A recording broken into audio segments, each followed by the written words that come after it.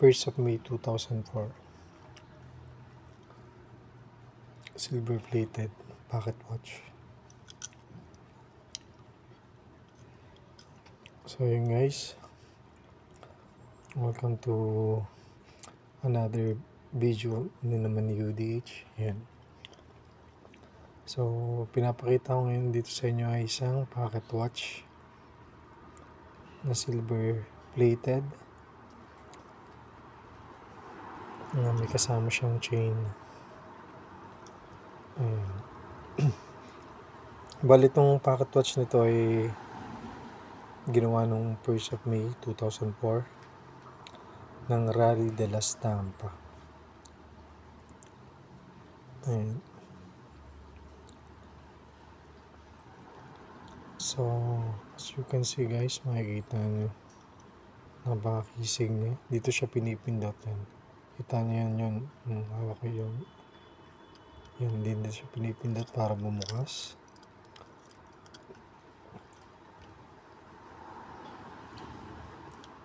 Janet!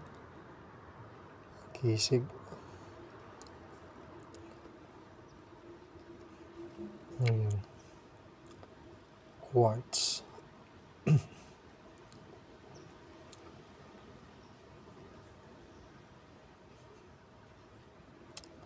So, ayan. Dito siya dinadagyan ng battery. Binubuksan lang yan. So, ang kagandahan dito sa pocket watch, para kang bumalik sa panahon ng Titanic. Mga sinuunang panahon. Yan, mga tao gumagamit ng pocket watch. Kung ikaw ay isang traveler, o isang manlalayag, o isang bakasyonista, ayan. Yan yung mga unang relo nila, yung pocket watch. Mostly mga European mahilig sa pocket watch. Yung nilock na natin siya guys. So ingatan natin to, medyo may ano lang to, may gas-gas na konti, pero okay naman. At least maganda yung loob niya. Ayan.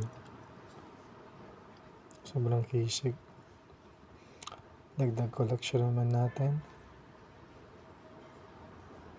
Dagdag collection ni UDH. Ayan. 21 years na pala itong pocket watch na to guys. So ayan, pinakita ko lang sa inyo. Abangan nyo na lang ang susunod nating video. Okay, salamat. Ciao, ciao. Ciao.